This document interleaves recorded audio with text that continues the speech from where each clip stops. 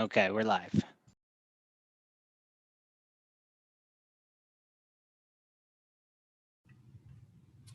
I think the warden is frozen.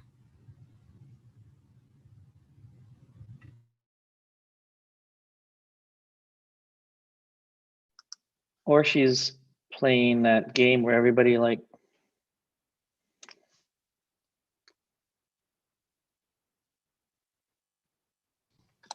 Now what's She's happening? back.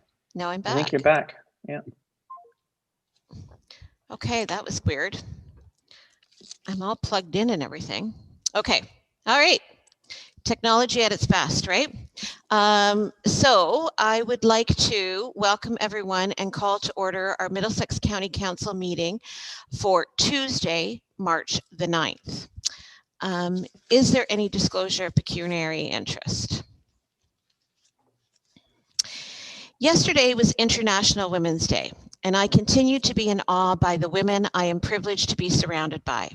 At Middlesex County, women are well represented, having many departments led by women, and of course, we are as close to parity as we can get around the horseshoe. This year has been a challenge for all of us. As it has been well documented, women have been disproportionately affected by the pandemic economic fallout as compared to men. And this is across Middlesex, this is across the province, this is across the country. The Women's Caucus of Middlesex has heard incredibly impactful stories from women across the county. And I have been at the same time emotionally touched, challenged, and yes, at times angered by the stories that have been shared. Nevertheless, women have persisted and endured. As we begin to think about recovery and in a post-pandemic environment, make sure that women are at the table, sharing their insights in how a recovery can and will happen. We need to listen to their stories, to the lessons that have been learned. Going forward, these are voices that need to be part of the recovery and rebound. It is hard to believe that a year ago today was the last full in-person council meeting that we held, except for the brief one to confirm our virtual meeting procedures. There were many discussions going on in the background during that time, preparing for what we might be facing. I still shake my head on how quickly everything changed. It has been acknowledged many times, but behind the scenes work that, it has been acknowledged many times, but the behind the scenes work that was done by our staff, particularly the IT department, but then rolled out under department leadership was incredible. At the county, it seemed that we never missed a beat. I am extremely proud of the work and the support that has been done and shown. It has not been an easy year, working remotely and away from coworkers, having in some cases children at home and balancing their education needs. There have been many stressors, yet I get a sense that everyone has done their best to support each other through it. Who knows how long we will be meeting like this, but as each day passes, we get closer to the end of the tunnel. Since our last council meeting, I'm pleased to announce and congratulate Councillor Kelly Elliott on her re-election as director to the OGRA board. And of course, this is a role that she has taken on through her deputy mayor role with the municipality of Thames Centre. Congratulations, Kelly. I would also like to congratulate Kara and the Economic Development Team on being awarded the 2020 Tourist Attraction and Tourism Product Development Award from the EDCO, which is the Economic Developer Conference of Ontario, and of course this award was given to our department for the creation of our Middlesex County Culinary Guide. The guide was put together with many partners, but it was under Kara's leadership, and so congratulations to the team.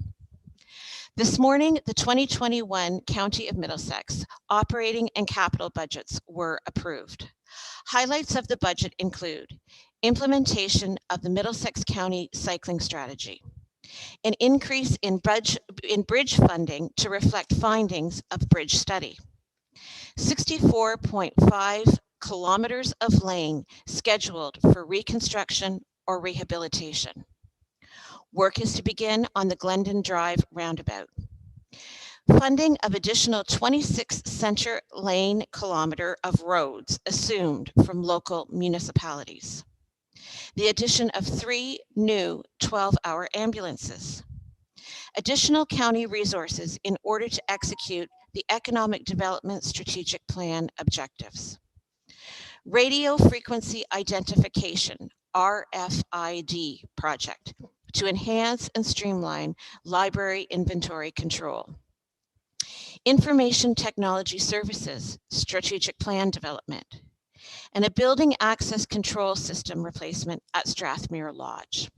This is just but a highlight of the many projects we will be undertaking. There have been many stressors on the budget process, including but not limited to a decrease in our OMPF funding, as well as a delay in an update on our growth and assessment numbers.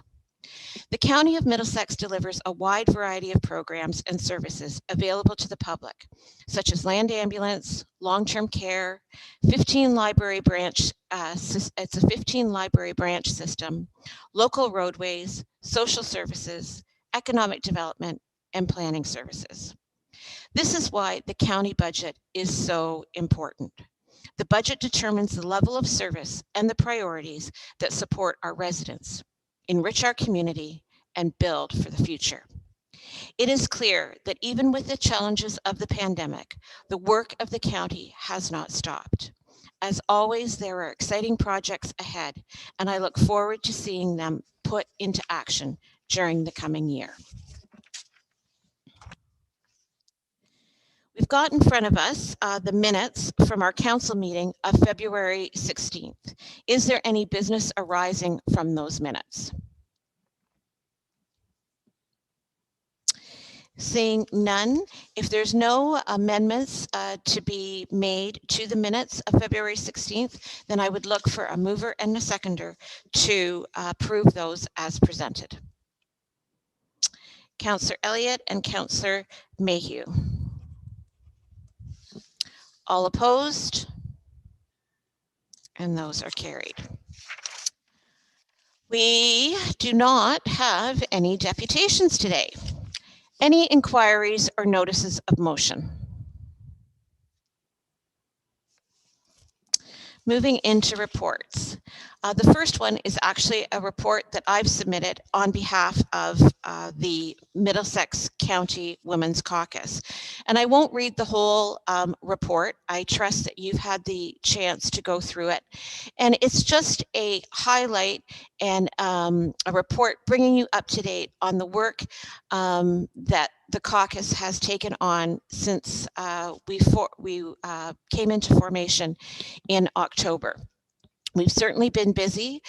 We've had the great opportunity to, on a number of occasions, hear from the women across the county. And as I mentioned in my remarks, the stories that have been shared have been incredibly impactful. We've been able to reach out to a number of our provincial colleagues. We've also had discussions with a number of community groups, and we're certainly working with them to continue the 3 areas that we're highlighting, the identifying local needs and improving access, and of course working on how women can be part of a recovery, and trying to make sure that women are finding the supports that they need during this time. I don't know if any of my colleagues want to add anything to the report, but if anybody has any questions or comments, we're all happy to address any at this time. Okay, moving on. I don't think that needs to be accepted or anything. I'm looking for Kathy. Where's Kathy on my screen? I don't think there has to be a motion for that. Moving on to new business. The first item up for discussion is a TELUS Communications Municipal Access Agreement, and I'll turn it over to Chris to speak to. Thank you, Madam Warden. And this is a just shows you there's lots of activity with regards to telecommunications infrastructure in Middlesex County. This is another one coming before us today from TELUS. So they have approached us in the same manner as many other telecommunications companies have in the past year or so. And we've set up a system by which to help facilitate these companies to install telecommunications infrastructure in our road allowances. So this is yet another one of those types of agreements. It's fairly straightforward. I'd be happy to answer any questions about the agreement, but it's here for your approval, and I'll just submit my report. Okay, thanks, Chris. Any questions on that? Councillor Van der Hayden. I have a question, Oh. Kathy. Yep, Councillor Van der Hayden. Chris, whereabout is the location where this will go? Because usually we get some kind of an indication of where these lines are going, and this report didn't give me that. And I went through it twice, and that's a long report to try to figure out where it was. But so, do we have any indication of which roadways that they're looking at? Through the warden to Councillor Van der Hayden, this is a blanket agreement, so they can install infrastructure pretty much anywhere in the county. They just have to come through our permitting process. This handles sort of the type of things we generally worry about, future relocation costs and all those types of issues we have with underground infrastructure. This one, I believe, is a section of Elgin Road. They're looking at doing some work in Thames Centre, but TELUS, as you know, is a fairly big telecommunications company, so we anticipate they'll be looking at other locations in the county moving forward. Okay. Yep. Anything else for Chris? Councillor DeVete. Just as a note to through you to the council, this of course includes, this doesn't mean we're getting any internet or broadband. The TELUS agreements that we've just signed in our municipality that are being installed are all upgrades to their cell network. It's fiber optic, but there's no access for residents. That's correct, right, Chris? Yeah, this just lets them install infrastructure. Some of this will permit some access to residents. Again, it's depending project specific. So this is an overarching thing that allows them to work within the road allowance. So it's new infrastructure that they were interested in, which is why we have this agreement. Existing infrastructure that's in place now, some of the stuff you're talking about, Councillor DeVete, of course, these telecommunications companies already have permission to go in and repair or upgrade existing infrastructure. This one, as I understand, they're interested in installing new infrastructure. So. Councillor Van der Hayden again. So to that point, thank you for highlighting that, Ina, or Councillor DeVete. So is there any way, and I know that we can't pressure people to do what we want them to do, but is there any way in agreements like this, since they're blanket coverage and all over the county, that we could say, you can do this, but you need to hook up to 10 houses or something. So we start getting, obviously they're going past residences. How do we get them engaged to actually do some of the work that we need done? Through the word to Councillor Van der Hayden, great question. We certainly like to promote them to distribute internet connectivity to our residents, but in my engineering opinion, any infrastructure in the municipality or in the county is important for future expansion of broadband. And many of these agreements that we're seeing come through are connections to existing systems and expansion of the existing broadband network. So we're not seeing, this is not like a new trunk gas pipeline or water main. They're replacing old infrastructure. The reason these things come up is because they've come to us asking to install new infrastructure in the right of way. So one of the challenges we have is to make sure we don't have sort of redundancy in the system. So we don't want to see TELUS and Bell and all these other Start.ca and these other companies come through and service the same area multiple times. So part of the terms in this agreement is to make sure that we're having a pretty fair distribution of infrastructure across the county. And really, so far, it's worked out fairly well for us. We've seen a number of these agreements come forward, and they've really all addressed separate areas.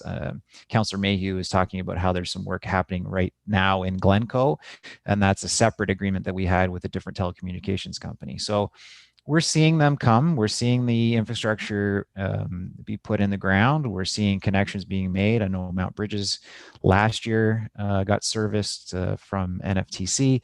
So we're seeing them come through. We haven't had that challenge yet where we've had to sort of force them to install something somewhere as a term of this agreement. They're not just coming for these things to do infrastructure upgrades. They're actually coming to do new connections. So, so far it's been positive. And certainly be willing to talk to these companies if we're not seeing action from them. But again, we have other avenues out there. Of course, council knows about SWIFT and some other funding that's coming through from the federal government and the province. But these are the companies coming to us for permission to install infrastructure. So we're just trying to protect the county interests here to make sure we're not having an unfair cost on our taxpayers if we ever have to go back and do something with the infrastructure, make sure that they're cleaning up after they put things in the ground. We're not left with a big mess, you know, those types of things. Those are our main concerns right now with this infrastructure. So we haven't had to put pressure on them to expand service to our residents. So far it's been all positive with these agreements. Any other comments on this? Seeing none, then I would ask for a mover and a seconder for the recommendation in front of you. Councillor Warwick and Councillor Smith. All opposed? And that's carried. Moving on, we have a report from Chief Neil Roberts with regards to the 2021 response time performance plan. Chief. Good afternoon. Thank you, Warden, and through you to members of council. So this is a report that council will be familiar with. We are required to set legislative response times, which we do in October of each year, and get county council to approve those. And then in March of every year, no later than March 31st, we are required to provide to the province of Ontario what our performance was for the year prior. So we are reporting on the year of 2020, and through the report, as council may have read, there were two areas that I'm going to draw your attention to that we did not meet our targets. The first being on sudden cardiac arrest. Our target that was set was 75%, and we achieved 66.3%. The other area is on CTAS-2s. And again, we had a target of 75%, and we achieved a response percentage of 69.18. Primarily what we're seeing is some of the impacts of the year that we had during COVID, where our staff were required to put on additional PPE and at times did delay somewhat of our response due to the enhanced precautions that were required, as well as basically the screening that we're required to do on scene for COVID as well. Of note as well on the CTAS-2s, approximately 13.4% of the time that we're dispatched or we identified a CTAS-2, and so the paramedics, when they get on scene, they will identify what the triage acuity scale that the patient is on. But out of 13.4% of those, they were dispatched as a code 3. So council will recall it's a lower priority call, no lights, no sirens. So it is a longer response time as well. But when the crews arrived on scene, they prioritized the patient as being somewhat higher than was originally dispatched by the dispatch center. So just a small anomaly there, but I think overall, when we're dealing with a global pandemic, as we have last year, it is not business as usual. We do anticipate seeing these response times hopefully go back in 2021 as we start to come out of the global pandemic, but certainly it has had an impact last year. Madam Warden, I'm happy to take any questions that council may have. Thank you. Great. Thanks, Chief. Any questions for the Chief on this report? Councillor Vanderheyden. Just wanted more of a statement. I just want to congratulate the team on all the work that they've done. I mean, again, things just seem almost normal now, but we still are in the middle of a pandemic. And the fact that our EMS has been doing so well and reaching the goals that they've set for themselves, I think needs to be commended. Thank you very much for that, Councillor. I think we would all agree on that. Any other comments or questions? Okay, you do have a recommendation in front of you to receive this report and plan for information. If I can get a mover and seconder for that, please. Councillor Mayhew and a seconder, Councillor Elliott. All opposed? And that's carried. Sticking with the chief, a community paramedicine report on the recent funding that was received. And I'm not sure, Chief, if you're taking that or whether Deputy Chief Langevin is. I'm going to hand it over, Madam Warden, with your permission, to Deputy Chief Langevin, who is the lead on this program. Thank you. Great, thank you. Thank you, Chief, and through you, Madam Warden, to rest of council, with good news that we share this report with council today of funding opportunity from the Ministry of Long-Term Care.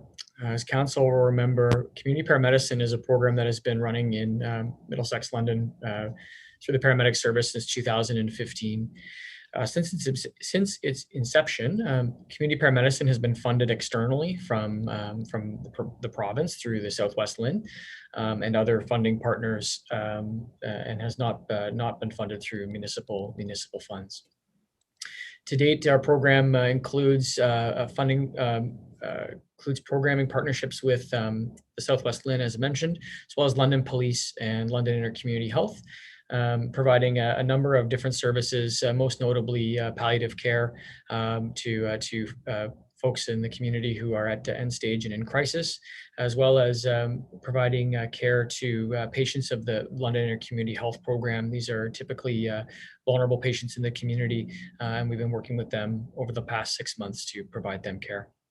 This opportunity comes to you today from the Ministry of Long-Term Care, and this is to create more sustainable programming for patients who are on the provincial long-term care waiting list. And so specifically because of the funding from long-term care, this is to address the identified 870 patients in our community, both in the County of Middlesex as well as the City of London, who are on the long-term care waiting list, with the goal of trying to keep them in their homes safely longer and prevent hospitalization or emergency department visits. The funding opportunity from the ministry starts in the Q4 of this 2020-21 year and sees us through the end of their 23-24 fiscal year provincially, with varying funds totaling $5.95 million over that period of time. We continue to work right now with the Southwest LHIN in terms of specifics for the scope of practice that our clinicians will do. And the process right now that we're working through with the LHIN is to identify those patients and review their files to better understand why they've been going to emergency departments or what causes their hospitalizations, so that we can target the care that we provide to address those concerns. The recommendation before you today is to receive this update for this funding opportunity, and that the necessary bylaws be presented and authorized for the warden and the county clerk to execute the funding transfer agreement. And through your warden, I'm happy to take any questions if there are any. Great. Thank you very much for that, Mike. It was a great announcement last week. You know, it's always exciting during these times to get good news stories. So I was pleased to be part of that. Any questions or comments on this report?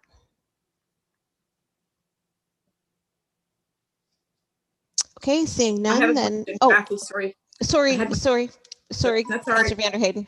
No problem. I just want to say this is a great program, and we had the meeting yesterday with the AMO Health Task Force, and of course we discussed the pandemic and all things health unit and all the like Strathmere Lodge and all the homes. And so the fact that we're trying to keep people in their homes as long as possible and not run into the issues that we run into in old age homes, not called old age homes anymore, but I can't remember what they're called. I guess I've been in too many meetings today. So I really appreciate that this funding comes down, that everybody recognizes that this is a need, and how we can move forward and maybe even enhance those programs with different programs so that we can stay at our homes. I mean, I'm going to be the next generation that's going to be looking to stay home and not go to a retirement facility. So I hope this continues. Yeah, it is. It's a really good news story. And I think you were looking for long-term care. I have those moments too after being in front of a screen all day. Thanks for those comments, Councillor Vanderheyden. Any other comments? Okay, if seeing none, then I will ask for a mover and a seconder to accept this report and allow the transfer payment agreement to be authorized and signed. Councillor Vanderheyden and Councillor DeVitt, all opposed, and that's carried. Okay. Moving on, a report from Brent Kerwin from Strathmere, and this has to do with the contract for food services management. Brent. Thank you. Through you, Warden, to Council. For over 38 years now, Nutrition Management Services, or NMS, has managed the food service operation at the Lodge, with the current agreement due to expire the end of this month. The scope of the work done at the Lodge by NMS includes providing the required full-time food service manager, the required part-time food service supervisor, the required registered dietitian, and of course, purchasing all the food for the residents. Just as an aside, NMS does manage food service operations in 7 other long-term care homes and is involved in the school system as well. NMS does charge a fee to run the operation, but having to do this independently would, among other things, result in a loss of food purchase power. It would mean that we would have to recruit and remunerate the management personnel and the dietitian as well. So because NMS does prove to be cost effective, they do generate lots of overall food satisfaction among the residents. They do adhere to all of our provincial legislation when it comes to food and nutrition. So as such, there's no anticipated benefit to considering other food service management providers. So with that, I am recommending that the contract with NMS be renewed for a further 3 years, and that I, as Lodge Administrator, be authorized to sign a renewed agreement with NMS on behalf of the county. With that, happy to entertain any council questions. Great. Thank you very much for that, Brent. Any questions for Brent on this report and recommendation? Councillor Ropp. Thank you. Through the warden, Brent, is there much changing in the people you're dealing with at NMS, or is it pretty consistent who you deal with all the time? Through the warden to Councillor Ropp. What's also good about NMS, which should be credited, is that there's very low to no turnover when it comes to the management and to the registered dietitian. All right, thank you. Any other questions or clarifications for Brent? Okay, then I would ask for a mover and a seconder on this recommendation. Councillor Brennan. And a seconder, Councillor Ropp. All opposed. And that is carried. Moving on, a tender for concrete curb and gutter contract. And this report is going to be delivered to us from Ryan. Welcome, Ryan. It's good to see you. Thank you, Madam Warden. Through you to Council, we have a curb and gutter tender, which we had 7 bids for. Roebuck was the low bid at $37,960. We've done a lot of work with Roebuck in the past, and they've been great to work with. So the recommendation is to accept the bid. Okay, thanks, Ryan. Any questions on this one? Okay, can I get a mover and a seconder to accept this recommendation? Councillor Cornelielsen and Councillor Mayhew. All opposed? And that's carried. Another report with regards to glass beads tender, and again, I'll hand it over to you, Ryan. Thank you, Madam Warden. Through you to Council. This was a joint purchase with the surrounding municipalities. It's a 3-year term tender for glass beads. Optum Mineral was one of 2 bidders, and they were the low bid. with a total price of $724,577 over a 3-year term.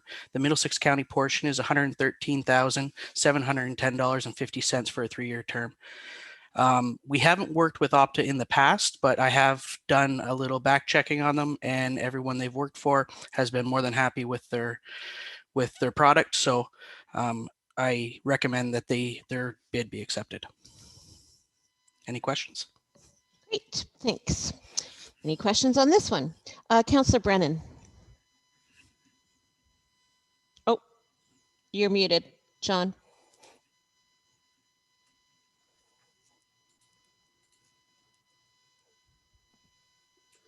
Through you, Madam Warden, to Ryan. Can you just explain a little bit more what the glass bead thing is? I'm really not sure what it entails. Yes, absolutely. Through you, Madam Warden, to Councillor John Brennan. Basically, the glass beads are laid down after the paint truck goes by and places the paint on the asphalt surface, and they're there as reflective for cars that can see in the rain and at night.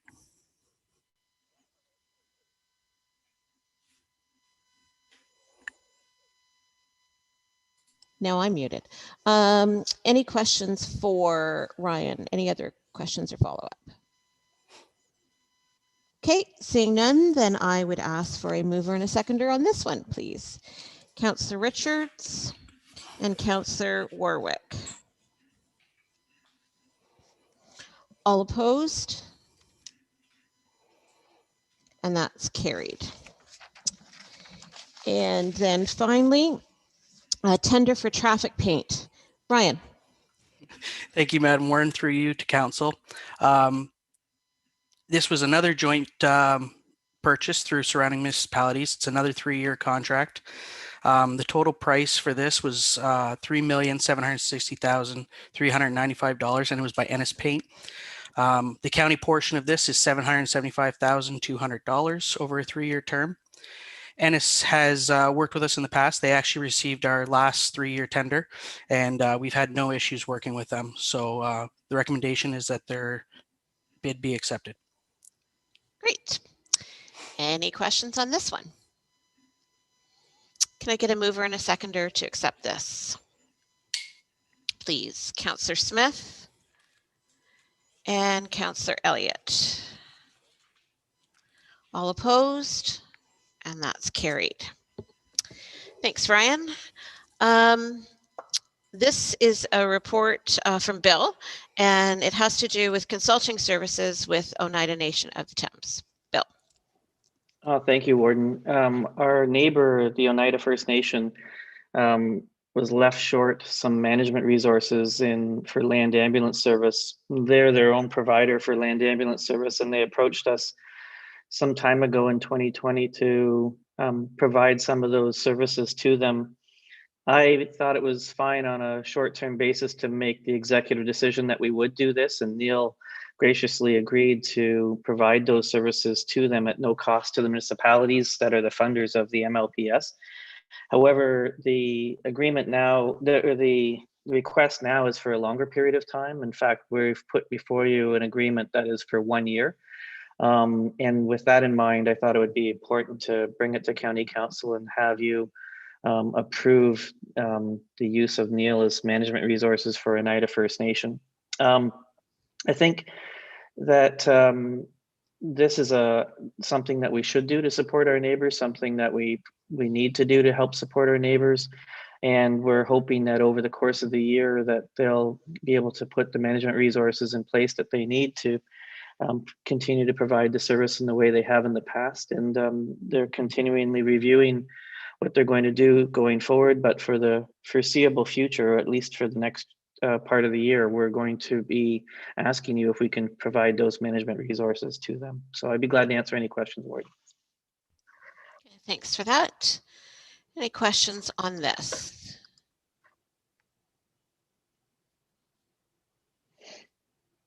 Okay. Then you've got the recommendation in front of you. Again, if I could ask for a mover and a seconder on this, then please. Councillor Mayhew and Councillor Vanderheyden. All opposed. That's carried.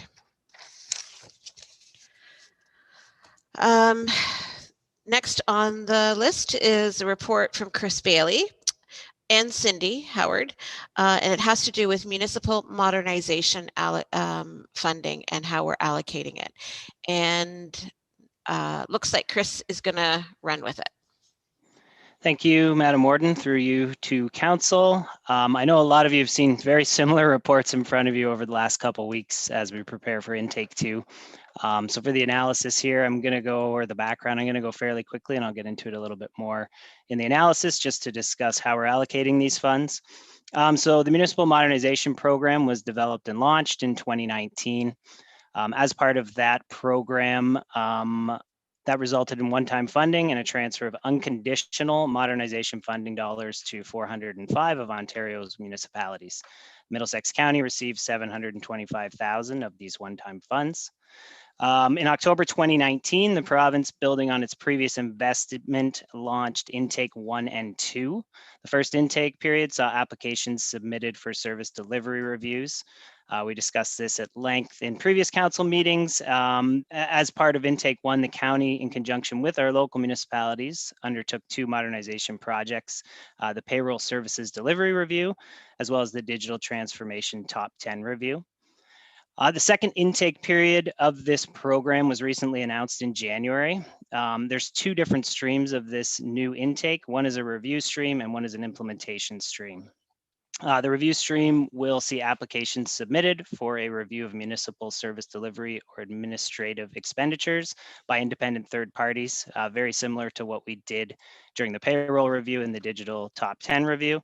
The implementation stream will see applications submitted for projects seeking funding required for implementation.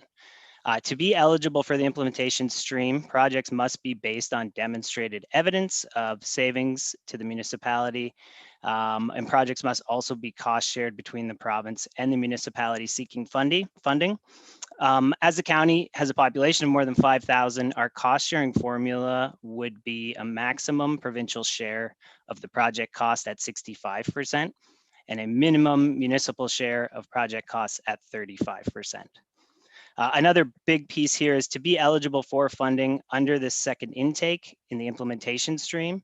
The municipality must confirm that it has fully spent or allocated the unconditional modernization one-time funding that we received in March 2019, which again is a reason that I'm bringing forth this report today, and you've probably seen other reports in front of you from your local councils. The allocation chart here, table 1, I'll just break this down and go through each item. If anyone has any questions as I'm going, please feel free to let me know, and I can describe any of the different sections in more detail if you need. Intake 2 project allocation. So this is based off of those first 2 reviews, the payroll services delivery, as well as the digital top 10. So what we've done here is laid out asset management, which was a big part of the top 10 review, payroll services automation, as well as development planning applications. So this allocation accounts for the 35% share required if we are successful at intake 2 in the implementation stream for those projects. Process modernization and automation, which comes in at $200,000. Business continuity plan at $15,000. This is continuing on a disaster recovery plan that the ITS department has been working on the last couple of years, and it's basically moving from just disaster recovery into business continuity as well. Library modernization, which was discussed at the budget meeting today, the RFID project, a new website, as well as a book dispenser. Treasury and budget software at $25,000, and additional funding for the council strategic plan, which was allocated last year at $8,500. One really important thing to note here is if some of the allocations may change depending on the potential outcomes resulting from the second intake of the modernization program. If any of these allocations do change, a report will be presented to council. Any question on the allocations before I move on? Okay. All right, perfect. So modernization program intake 2, the county and the local municipalities, building on the momentum from the previous joint service delivery reviews, have identified priority projects for the implementation stream. These projects can be funded through unconditional one-time modernization, as I mentioned, and there are 3 projects listed in the table that are going to be part of the intake 2 process: asset management, payroll services automation, and development and planning applications. Part of the review stream for intake 2, which again was discussed at budget this morning, the county will be submitting for a review stream of procurement services by an independent third party. The deadline for applications is Monday, March 15th. So I know Cindy, myself, as well as Ebian in the ITS department, and all the local municipalities have been very busy getting their applications ready. So we're going to be ready for Monday for that. And the recommendation today is that County Council receive the modernization program report as presented and approve the allocation of the unconditional one-time modernization funds. Okay, any questions on this report? Okay, then I would ask for a mover and a seconder as per the recommendation in front of you. If I can get a mover and seconder, Councillor Ropp and Councillor Warwick. All opposed? And that's carried. And the next one is with regards to a request that we've received from the Western Ontario Health Team to appoint a Middlesex representative, and I will get Bill to speak to this. Thank you, Warden. Our good friend, Minister Elliott, and Deputy Premier said, with our new Ontario Health Teams, patients will benefit from better integrated healthcare with a seamless experience when moving between different healthcare services, providers, and settings. In other words, the Ontario Health Teams were designed to look at things from a patient-first perspective. There was a lot of talk in the election about ending hallway medicine, and the Ontario Health Teams, I think, are the province's response to that need. I was asked by Mike McMahon and Linda Crossley-Hodge probably a little over a year ago to sit in on the development. So there's been stages of this, of the Ontario Health Teams. And the first stage is really the development of an Ontario Health Team, bringing all the players in the community of health together and creating the administrative structure that's the Ontario Health Team. Earlier this year, or sorry, last year, many of you participated at the Paramedic Services headquarters in the funding announcement for the Middlesex London Health Team and the Ontario Health Team. And the work of that coordinating body continues, but it's clear that they need someone different than me at this point in their structure. I've been auditing their meetings since, and I should mention that Neil is there representing Paramedic Services, but he's not there representing the county. I was there looking at things more from an administrative perspective, but that's not who they need. Who they need is someone that can give them insight into the patient first model and what the community needs. And in my view, that means that the person needs to be in governance, not in administration. And so with that in mind, I approached Mike and Linda about the warden participating as the representative for the remainder of the term, because they're entering into that phase now that's not administrative. Now we're entering into being a working Ontario Health Team where really it is that representative political focus that they're looking for. And that's something that I think the warden can provide in spades for what they're looking for. And so this is just simply a request to have the warden be appointed to that role.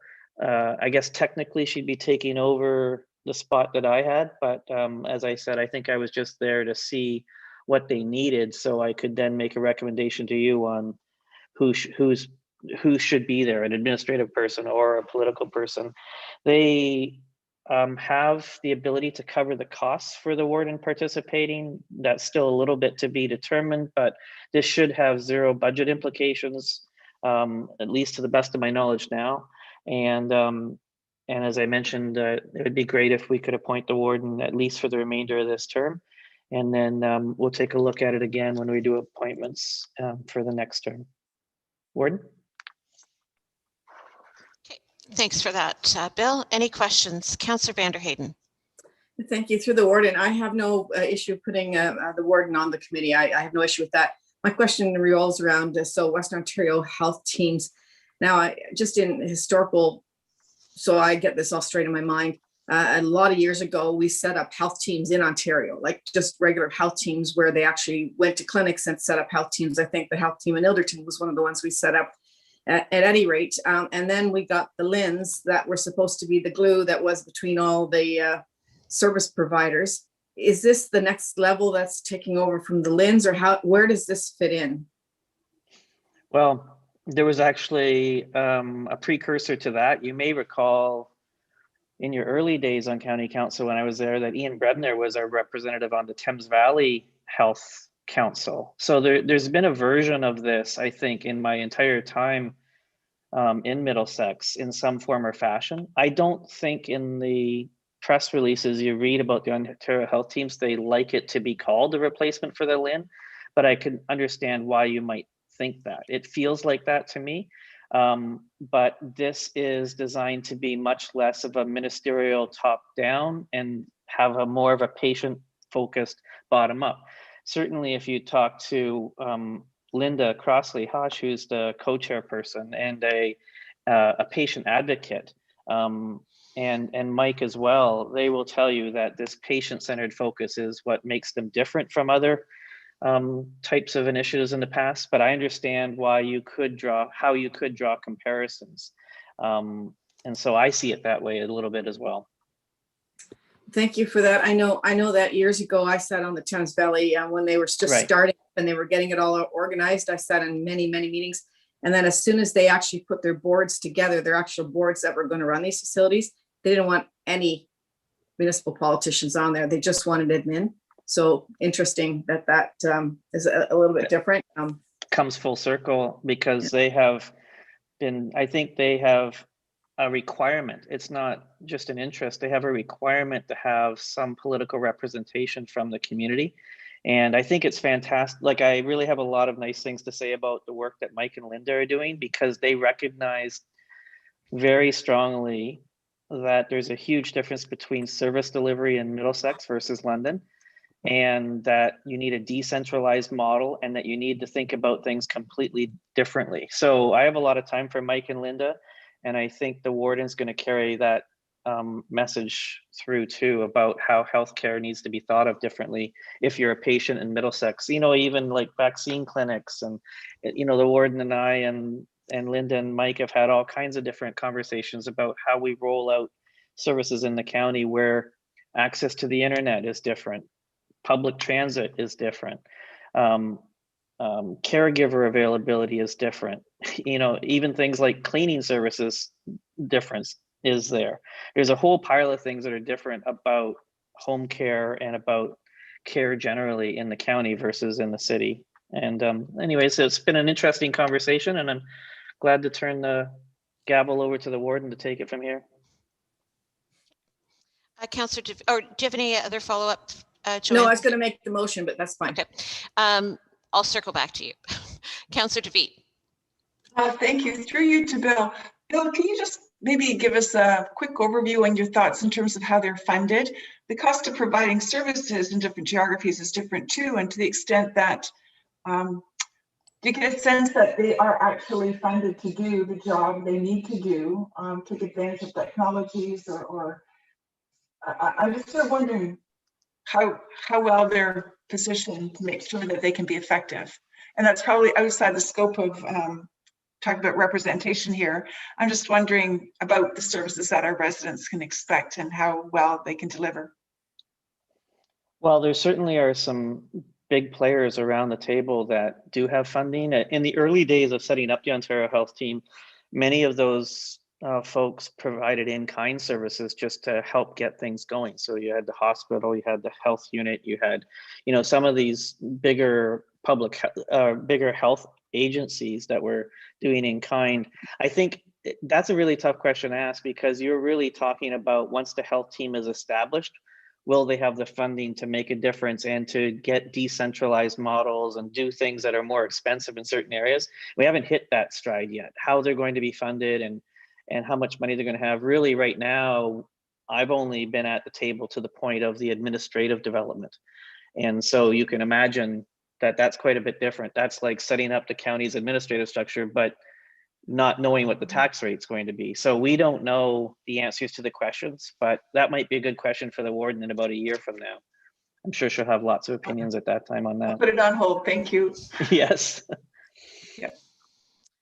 Okay, any other questions or comments? And then I think Councillor Vanderheyden will move the recommendation, if I can get a seconder for that. Councillor DeVitt. All opposed? And that's carried. Thank you very much. Okay, just before we move on to councillors' comments, I'm going to circle back to Chris Trainee, and I'm just going to ask him to give a brief oral report on the vaccine clinic in Mount Bridges. Yeah, thank you, Madam Warden. And fortunately, it's a very positive report. As the council is aware, we are in the midst of vaccinating still our high-risk residents and employees at hospitals, long-term care homes, and most importantly, right now, we're seeing a huge influx of the 80 plus general population into all of the vaccination clinics, both in London and in Mount Bridges. I can tell you that our clinic is running quite efficiently, still ramping up. There's a capability to get us over 500 vaccinations a day, and I think we're getting closer day by day. So I think we're up to about 350 or 400 a day. I think the 500 would be pushing it, but we can potentially do that, which is great news. Our SERV volunteers have been effective and are quite excited to participate in the clinic. They're actually working as greeters, so getting people in the door, helping them fill out the registration paperwork if they haven't done so, directing them where to go. There's several stages to getting through the clinic. Of course, people don't just get the vaccination and leave. They have to stay and be monitored for a few minutes just to make sure there's no adverse reactions. But all in all, running very, very well. They have modified things slightly over the past few weeks that we've been there. We now have an attendant that is in the parking lot who greets people in their cars and gives them some direction. We don't want to see people having to line up outside. Today might be a nice day to do that, but prior to today, we want to keep people in their cars where they're warm. So we've created a protocol where we ask people to stay until they're in their cars till about 2 minutes before their appointment time, their regularly scheduled appointment time. And then they're able to walk directly into the building, get registered, and move through the line fairly quickly.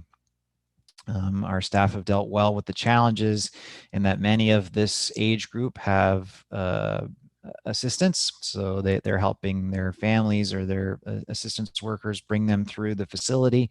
There's mobility challenges.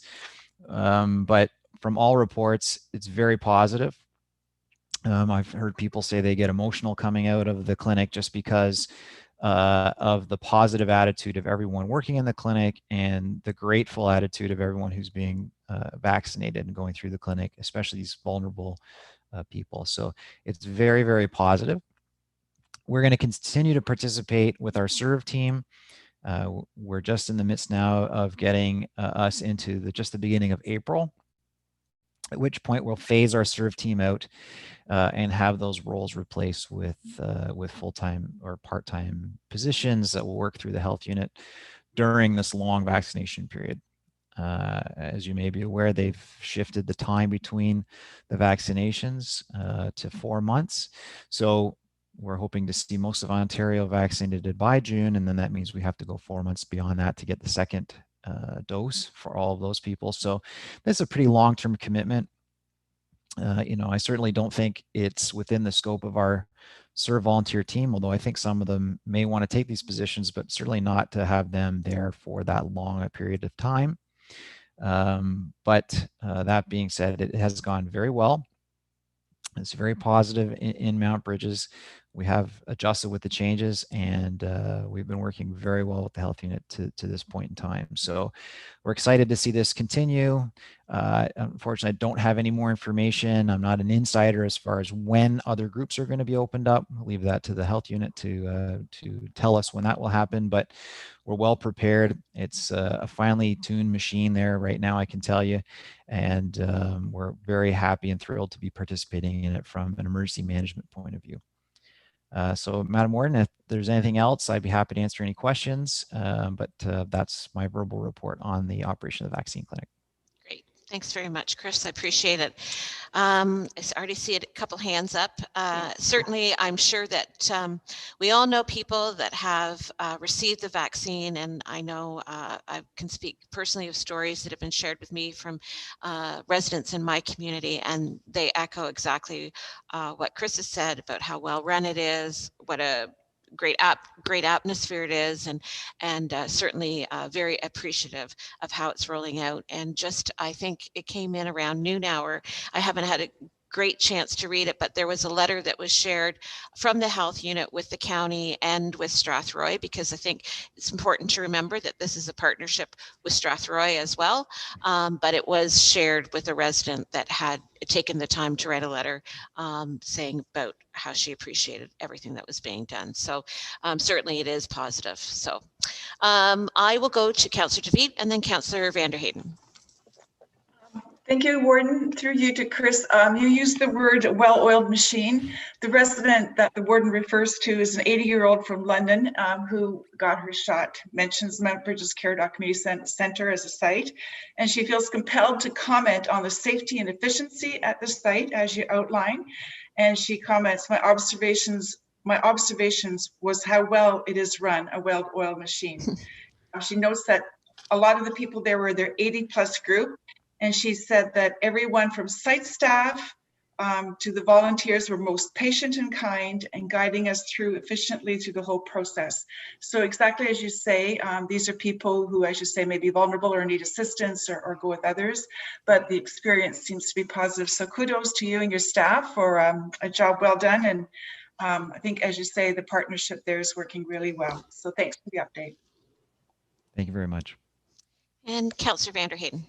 I was going to mention that letter as well, but since it's been mentioned twice, I guess I'll just leave that one alone. I just wanted to mention that my mother is 90 and my aunt is 87. And the other day, they had gone to their doctor or had called their doctor to find out if they should have the shot, because that's what I recommended them to do.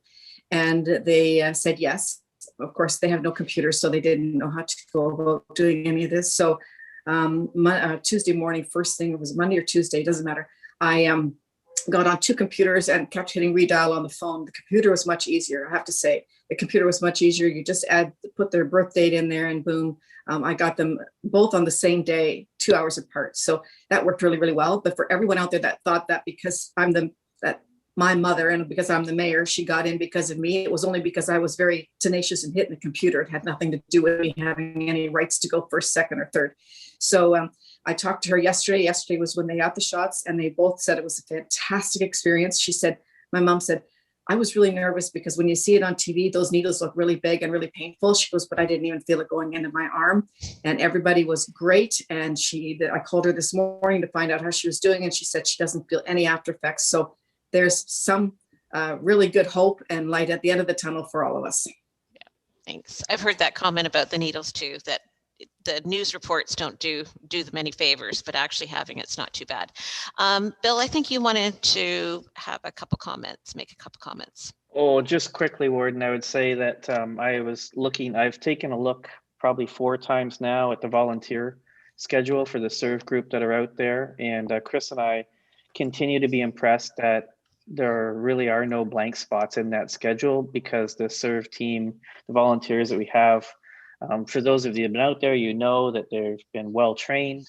They are committed to this role. They're very professional in how they handle themselves, but committed to this task is an understatement, because it's not very often that you put out a volunteer list of this magnitude and you get people that fill those spaces up. And Friday night, Saturday morning, Saturday afternoon, these are all filled spots. And I just think it's very impressive how the SERV team has operated here. So kudos to the people that have been looking after the SERV team and getting them organized all these years, and also to the volunteers themselves for their commitment to the group. Thanks for that. Okay, thanks again for that report, Chris. Moving on, councillor comments. Councillor Ropp. Thank you, Warden. I just wanted to, I think most of us or all of us have gone through the county garage, the tour with the, that Chris put us through. And I just wanted to make comment that it's an excellent addition. It's not excessive. There's nothing about it that I would call over the top, office size or anything else, but it looks like a very efficient and a much improved workspace for our employees. So I just want to make comment. I think it's well done.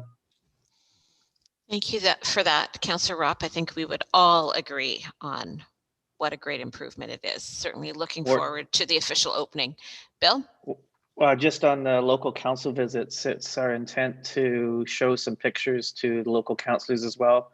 I know we can't take everybody in the county through the new facility to give them a sense of what you got, Brian, but I think that will be helpful as well to our local council folks for them to learn more about not only the work that the design team did, but also our decentralization project, how we're starting to move more of our employees closer to the people that they serve. And this is a great step in that direction, one of many that we're taking right now. Yeah.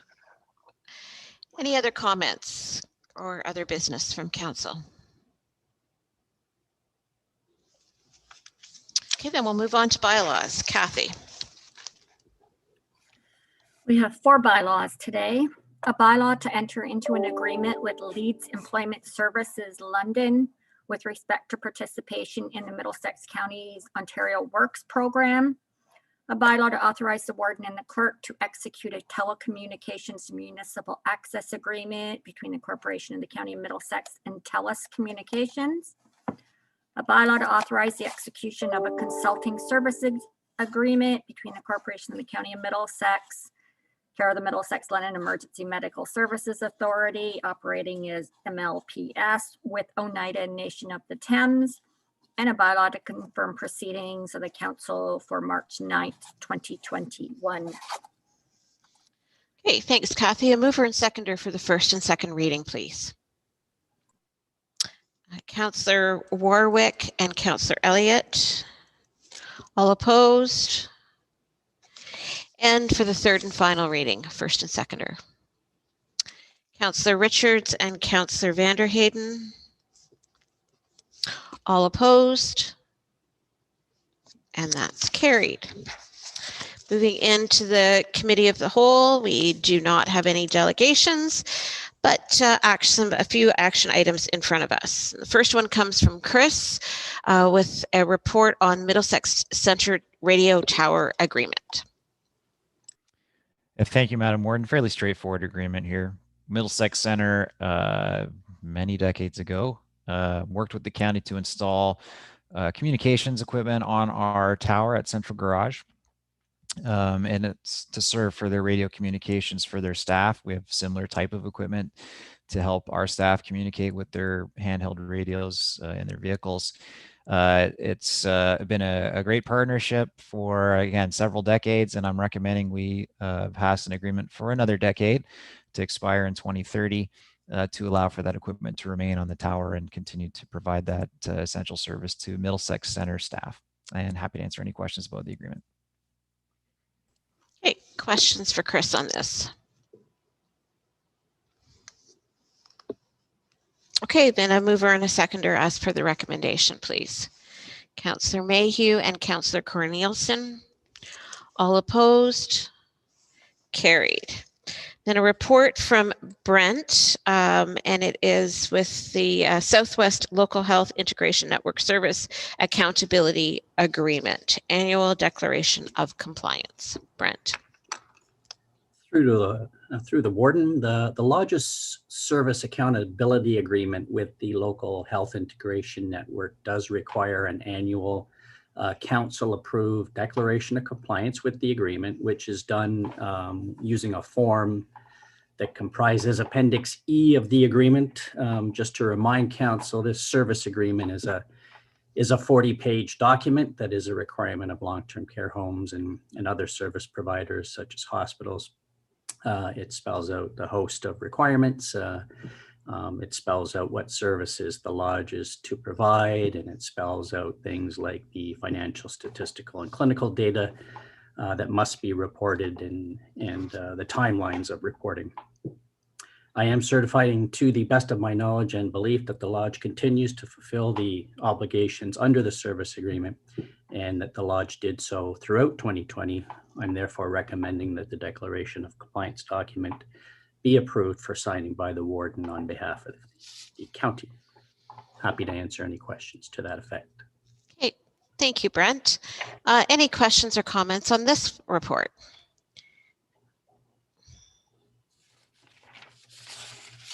Okay, if I can get a mover and seconder then for the recommendation in front of us. Councillor Ropp and seconder, Councillor Smith. All opposed? Carried. And then back to Ryan with a quotation for roadside weed spraying. Must mean spring is here or close to it.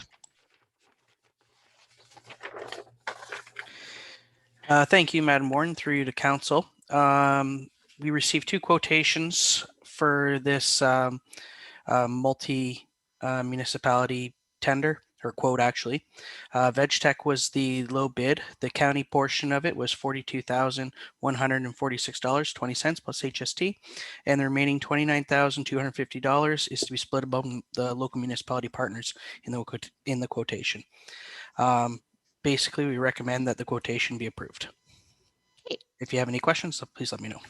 Thank you, Ryan. Any questions on this quote and report? Councillor Mayhew. Oh, you're muted, Alan.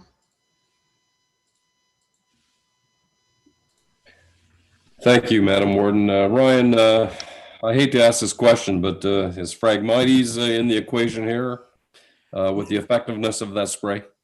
No, Phragmites require their own. They basically require Roundup, or I believe it's called Overdrive, are the 2 that are effective against Phragmites. There was a report that was put forward to council about a month ago, I think, and basically we just did a test project on it, and the effectiveness is pretty good. But at this point in time, we're just going to be doing an as-needed spot basis for Phragmites, because we can't spray the whole county with that. Otherwise, it just kill the ditches. Any follow-up, Councillor Mayhew? Nope, that's it. Thank you. Okay. Any other questions or comments on this? Then I would ask for a mover and a seconder for the recommendation in front of you. Councillor Warwick and a seconder, Councillor DeVete. I think I saw your hand up. All opposed? And that's carried. Okay, moving into correspondence and information items. General payables to February 26, 2021, totaling $353,065.48. Planning payables to February 2021, totaling $18,746.43. Electronic payments for the month of February 2021 totaling $1,943,250.93.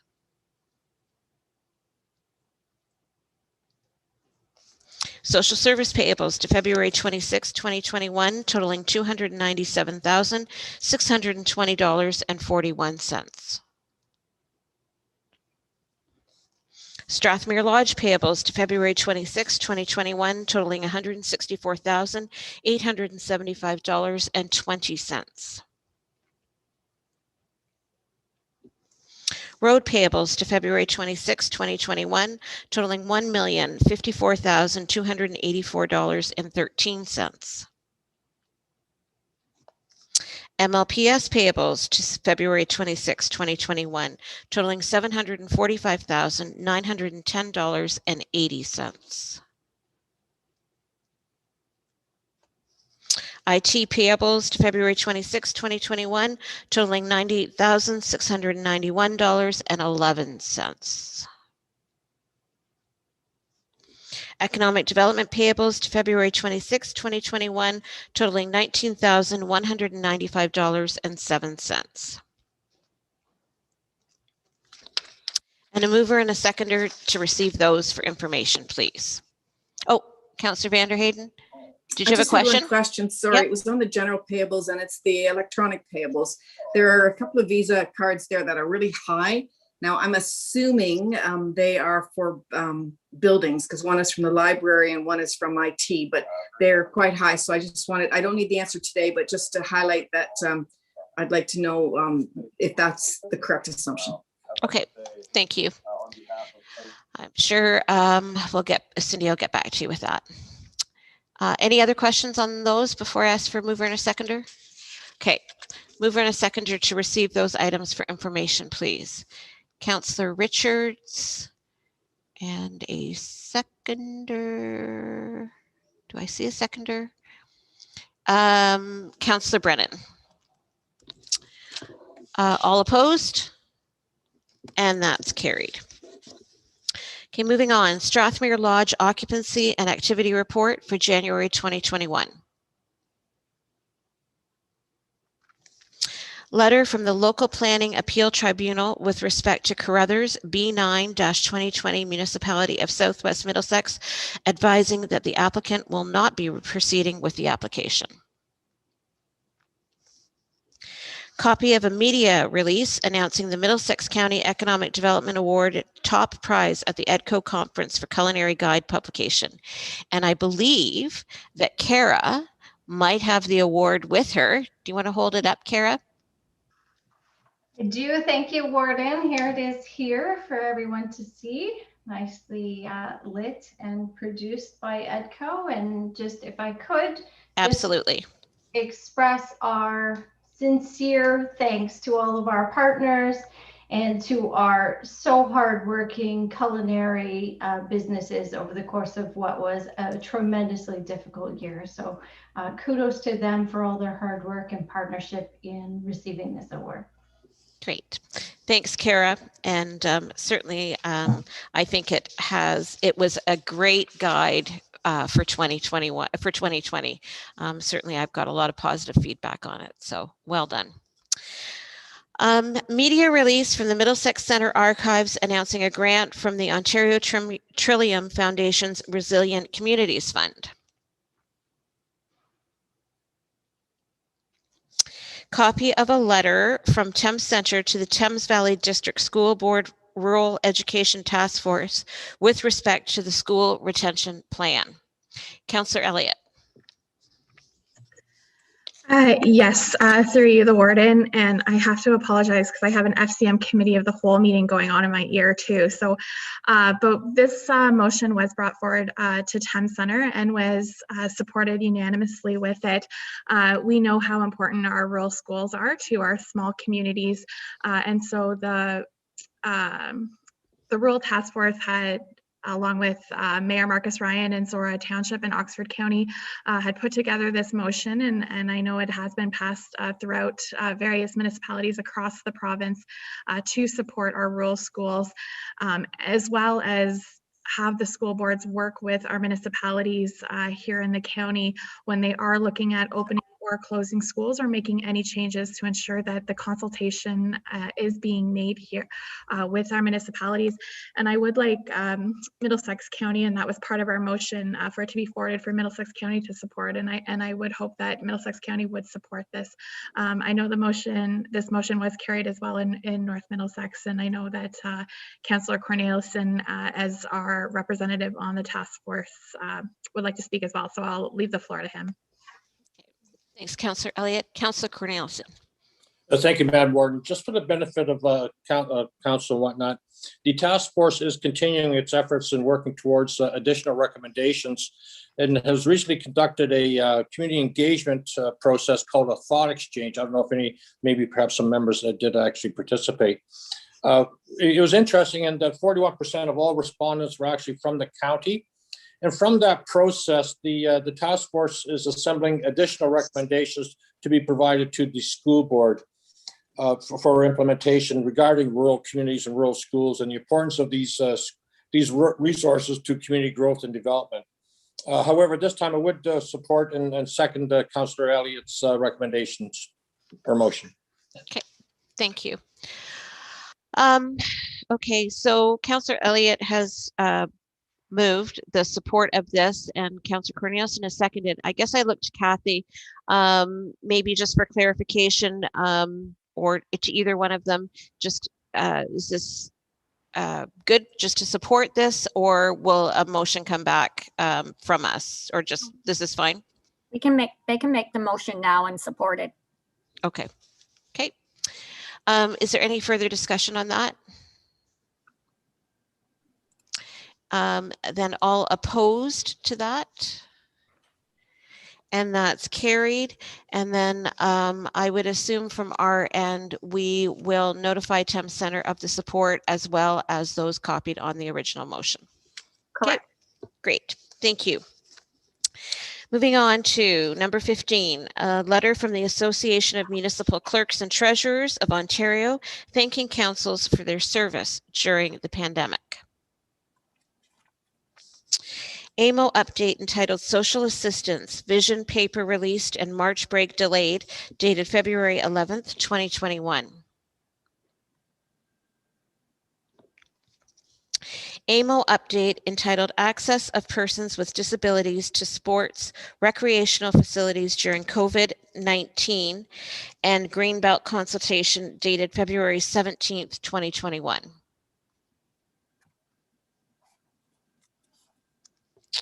AMO update entitled Build Back Better Extension and New Anti-Human Trafficking Legislation dated February 24th, 2021. AMO update entitled Province Provides Additional Transit Funding, Municipal Modernization Funding, and 34 Public Health Unit Vaccination Plans Together dated March 1st, 2021. AMO update entitled Ontario Government Provides New 2021 COVID-19 Relief Funding for Municipal Government Operations dated March 4th, 2021. Can I get a mover and a seconder to receive those items for information, please? Councillor Vanderheyden and Councillor Elliott. All opposed, and that's carried. Any inquiries? Our next council meeting is Tuesday, March 23rd. In announcements, like to hold June 16th as the tentative date for the charity golf tournament. And I would ask for a motion to adjourn at 2:19 p.m. Mover and a seconder, please. Councillor Mayhew and Councillor Smith. All opposed? And that's carried. Thank you very much. Have a great